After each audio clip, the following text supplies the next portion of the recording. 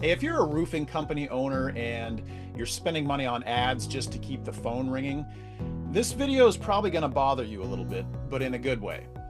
Because Google is already giving away free roofing leads every single day. And the reason that most roofers aren't getting them has nothing to do with competition, budgets, how long you've been in business. It's because your Google business profile is being set up wrong, usually in ways that no one explains. And once you see this, you'll never look at Google the same way again.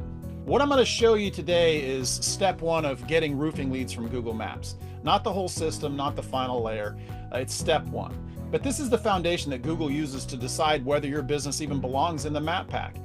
And if this part isn't right, nothing else works. Not your website, not your content, not your reviews, not your ads. This is also the part that most SEO companies rush through or skip entirely because it's tedious work. It's detailed, it's unforgiving, but it's also where the leverage is. Now, this isn't some kind of theory. This isn't, best practices, and this isn't something that should take a year to fix. I'm going to walk you through a Google business profile the exact same way I do when I'm auditing roofing companies. And as we go through this, I want you to think about one question. Does my Google business profile clearly tell Google what I do, where I do it, and why I should be trusted? Because if Google can't answer those three questions confidently, you don't get calls. All right, let's get out of the theory here and actually get into the Google business profile. I'm just going to use my own Google business profile, and I'm going to share my screen and show you exactly where most roofing companies go wrong and what Google is actually paying attention to. All right, so here we are. We're on Google, and what we want to do is make sure you're logged in to the Google account that has your Google business profile in there. And if you just go up to these dots here in the top, go up to these dots here in the top and click on that. Somewhere in here, you're going to see Business Profile Manager. So if you click on your Business Profile Manager, you're going to see some stuff here at the top. And so for starters, we're going to just click on this edit profile here. And I'm going to walk you through this kind of quickly. Like I said, we're more than happy to help you with this. But we're going to click on edit profile here. And as you can see here, you've got business categories. So I'm going to jump over here to this page real quick. So for a roofing company, Google will allow you up to 10 categories. The first one being your primary category. And 9 times out of 10, probably 9.5 times out of 10, you're going to be a roofing contractor is going to be your primary category. But Google does allow up to 10 categories. So you can have secondary categories. So I would suggest you buzz through some of the secondary categories. I've given you some examples here that you can use: contractor, gutter service, gutter cleaning, skylight contractor, waterproofing service, metal roofing contractor. Now, obviously only put these down if you fall within those categories. Okay, so definitely to start with, get your categories right here, your business categories dialed in. Your description, you're definitely going to want to have a description that has keywords in it, has those same keywords in it: roofing contractor, your city, neighborhoods that you serve, your different services that you provide, roofing services, things like roof installation, roof inspection, roof replacement, roof repair. If you can kind of weave those in here, that's great. Get your opening date. Basically, you guys, you want every box here to have something in it. So put your opening date in there, contact information. If you have any kind of mobile chat, SMS line, highly recommend you get a website that has online booking. We've seen online booking just completely skyrocket just because the millennials, the younger homeowners, they would rather do stuff online than talk to a person, let's be honest. So you got your business location in there. You want to print out all your service areas, all the cities, add zip codes, things like that. Make sure your business hours are correct, and make sure your business hours are that jive with your business hours on your website. Keep that in mind with everything that I talk about here, you guys. Everything that's on your Google business profile, you want to make sure that your website is also jiving with that. Fill out all of these things here. How you identify accessibility options, amenities if you have any, parking if you have any, service options if you have any.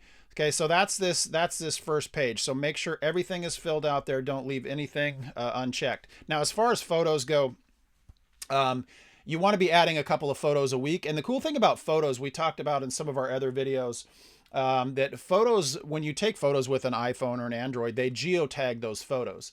Now, I don't have any proof of this, but I believe, in the research that I've done, I believe that Google knows where those geotag photos are taken. So if you're taking photos out in a certain part of your service area, and you upload those photos to your Google profile with some text about that service area, the name of the neighborhood, what you did, roofing, replaced a roof in so-and-so neighborhood in so-and-so city.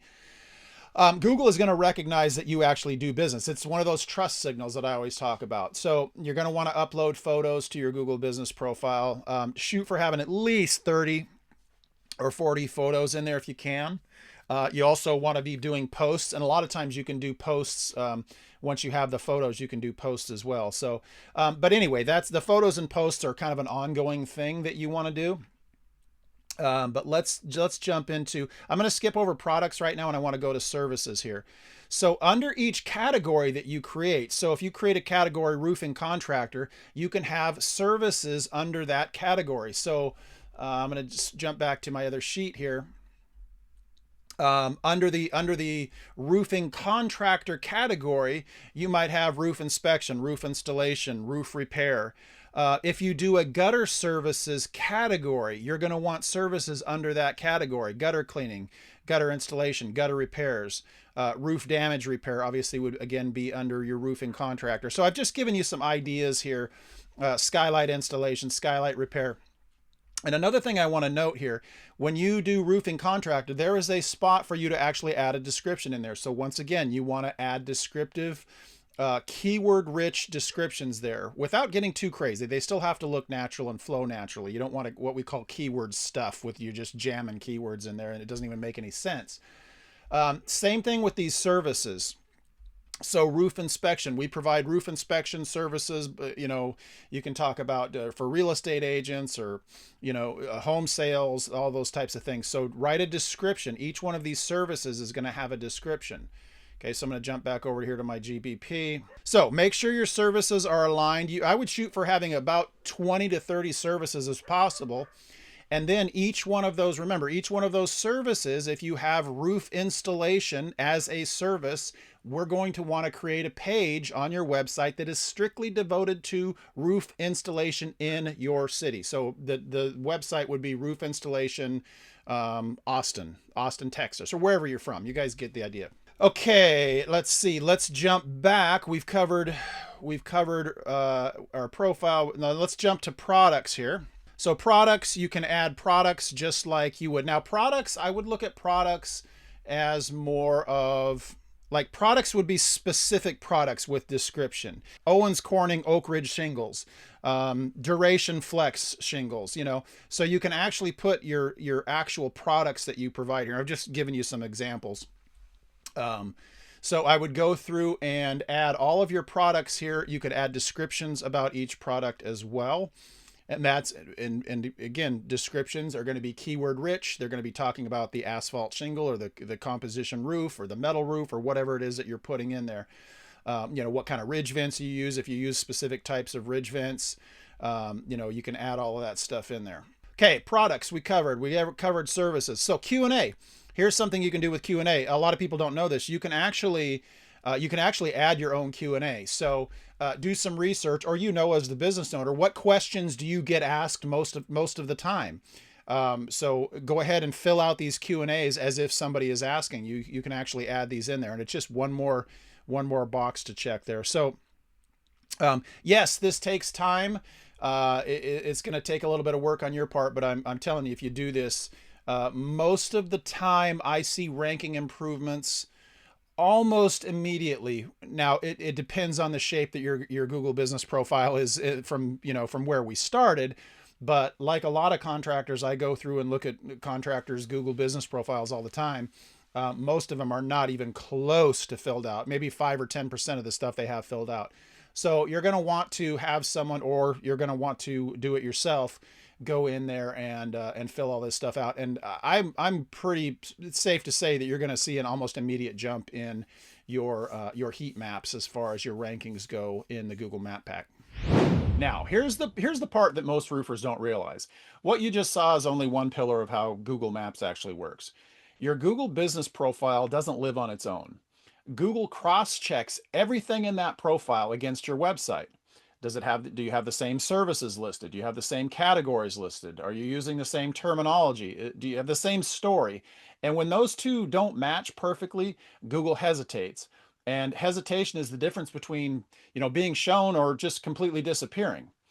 You can absolutely do this yourself, but by now you can probably see why most roofing companies struggle with this. It's a lot of work. It's not hard work.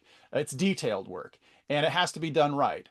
So if you have questions, or if you want help making sure this is set up correctly for you and your roofing company, you'll find a link below where you can grab a free PDF that I put together. And it actually breaks down our full system on what we use to rank roofing companies in Google Maps. And if you want a second set of eyeballs on your visibility, whether you're actually showing up across your service area or just near your office, I'm happy to take a look at it, because once the foundation is right, everything else just falls into place. So thanks for watching.